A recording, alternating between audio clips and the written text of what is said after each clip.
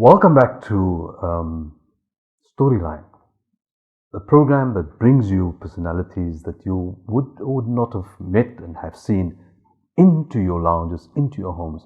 I'm speaking to Achmat Soni, and I think we've really gone to the meat of the mind of Achmat Soni. Beautiful stuff. Ahmed, there was a question that I thought I should ask, and that is about your studio here, the work that you do in this studio. Tell us more about it. This studio, I had two studios before, two before this one. But this one, my son runs. I don't paint at the studio. I paint at home still. Okay. I feel more comfortable painting at home. But what I do here is teaching. I teach and I exhibit my paintings here. The teaching plays a big part in my life because it's time to give off. To give your talent off.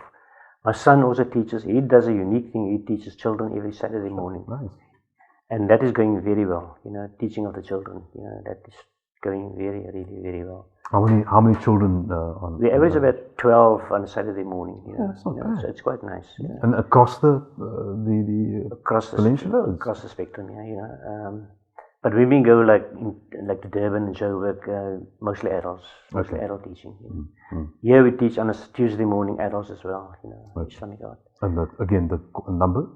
The numbers varies, On a Saturday afternoon, we also have adult classes. It comes to about 10 people or, something like that. Which is the kind of facility that you have here to cope with about 10, 12 people. 10 to 12 people, yes. And do you limit it to that, or would you see it No, we limit growing? it to that amount, Not to be, too full. Otherwise, that takes a lot out of you to teach people. And the technique that you use, how do you teach people creativity? Is it possible to teach people the kind of creativity that you display? Definitely, it's possible. How do you do that? It's not for them to paint like me, but to paint. Okay.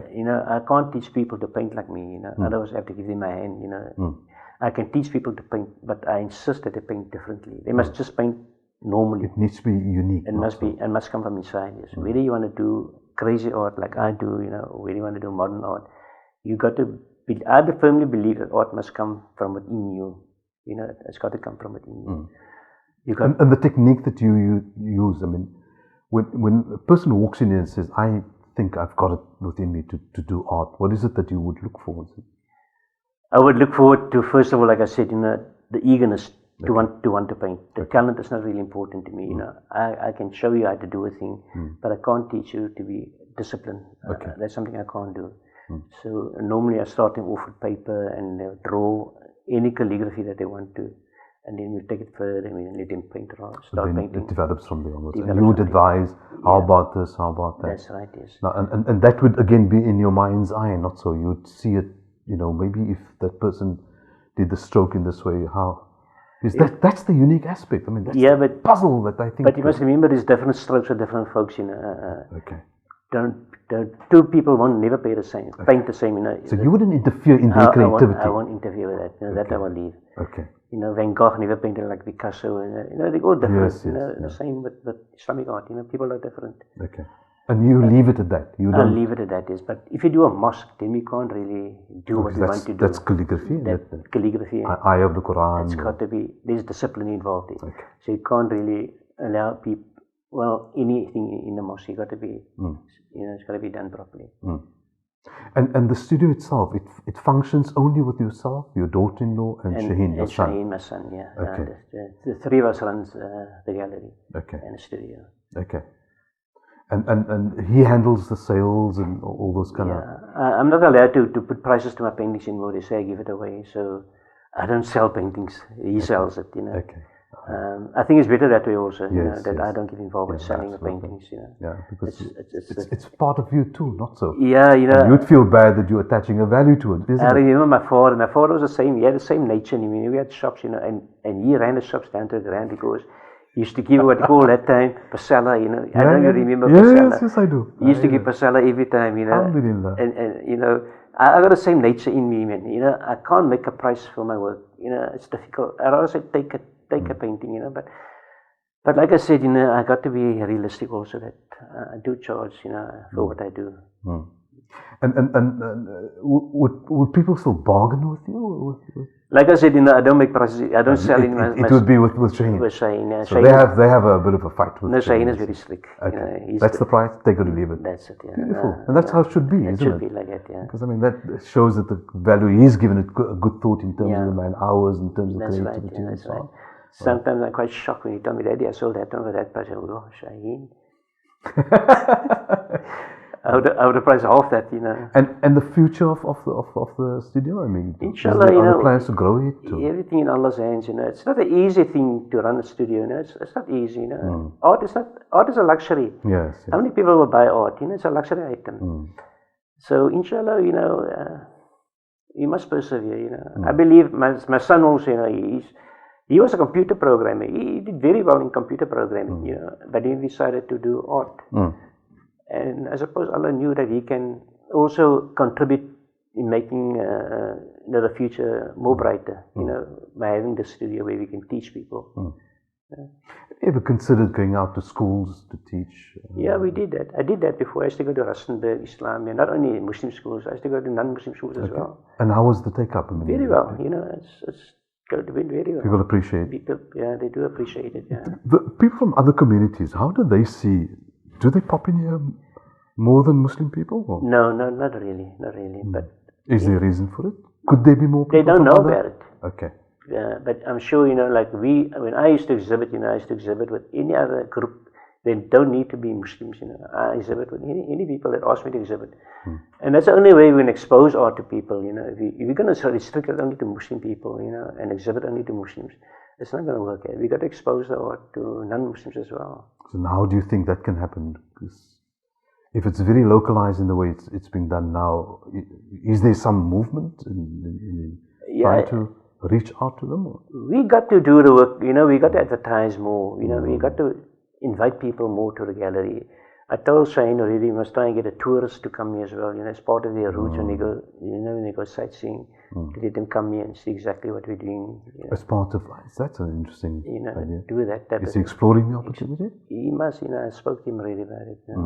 In other words, people, as they would go to Bukab Museum and so on, they would come through. Is this part of the indigenous culture and so on? And I'm sure they'll be shocked to see, that Cape Town or South Africa also got Islamic art, Yeah. They'll be surprised. Because, there are many people from other communities who would love to, to see the kind of work that you do, and in fact, if not buy some of the pieces that you have here.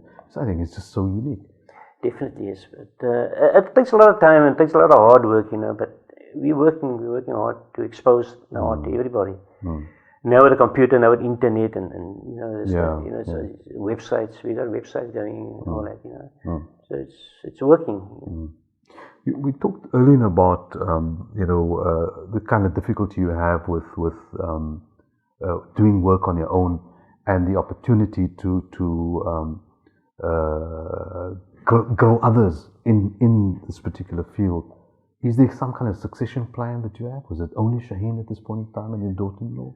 Only Shaheen.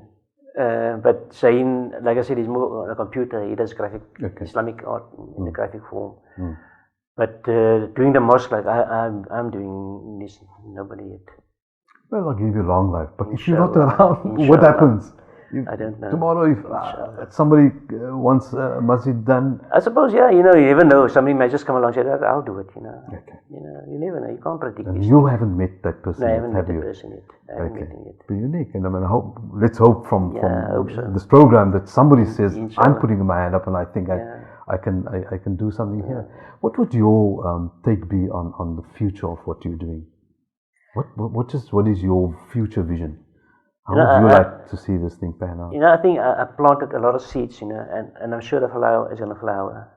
I'm sure it's going to grow. Inshallah. I believe firmly that it's going to grow. The seeds are planted. We must just water them. We must just keep on teaching children. Teach them, and they will make sure that we'll have a wonderful garden a couple of years' time. Wonderful, a whole lot of paintings that we can brag with and say, this is South Africa. Inshallah. Now, just in closing almost, if you were asked, would you do all of this over again? I'll do it over again. several times over and over again. Come on, Ahmad, there must be something that says in you, this was too much for me. No, I'm a very, very satisfied person, and I will repeat my life in exactly the same sequence from your work in the Simonstown dockyard. From the time it took me out of school to go and work, from that time I will do exactly the same. And I'll go through all that troubles and all that problems that I had. I used to travel up to Joburg in a van alone. I used to go as an exhibitor there. You know, it takes a lot of work to expose, to educate people about art. And I'll do it over again. I will do it over again. So you would pack them in a van and and go to Joburg, man alone, go exhibit, and go to Durban, go and exhibit. Was this just to create a wider audience of just to expose Islamic art to them, you know, because I knew Joburg and Durban are not as fortunate as Cape Town. Cape Town got a lot of crafty people. Yes, we're more crafty. Absolutely, I agree with you. But they're taking over now because they're importing Moroccans and they're getting other nationalities into Joburg now, and they're showing them art as well. But I still believe there's still scope for South Africa. You know, we can still do it also on your own. And particularly, as you said early on, if you begin to explore the opportunity to bring in African art into, that would be a really interesting take, not so. Well, you know, this has been a fantastic journey. I really enjoyed chatting to you, and let's hope that, you know, your project, your longer term project of the international art exhibition that you're planning comes off very nicely. Inshallah. And I love the idea of you know, infusing African art into what we call Islamic art for now. I mean, that would be a really fantastic. Yeah. You can put a new stamp on your works then, not so, because the color schemes are different and the textures are all different and so on.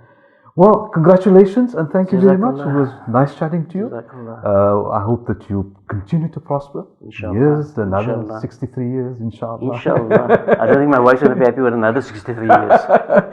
And let's hope that it grows and somebody takes up the cudgels and does what you do. I just have a lot of words I want to say. I just want to ask our people to support local art. Okay. Support your children. You know, support. If they want to sell a painting, buy it from them. Make them feel good. That's Make important. the other artists who are still struggling to sell paintings, buy their paintings. You know, hang it up in your home. Be proud of what our people are doing. You know, locally. You know. And there are many of them. They may not be as there's a lot of them. And I feel sorry for them. You know, if people don't buy painting. People are very reluctant to buy local art. They will rather buy something that is made in Egypt or somewhere. You know. But to support local art, it's something that they don't really do, and we got to start doing that. Support your own.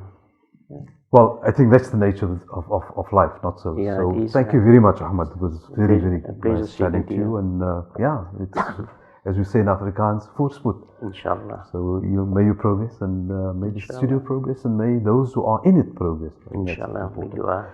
To the viewers, I hope you've enjoyed it. We've certainly enjoyed it in the studio, and until next time, we wish you well, and let's hope we have another interesting person, another interesting personality we'll chat to on the next program. You've been watching Storyline. Okay.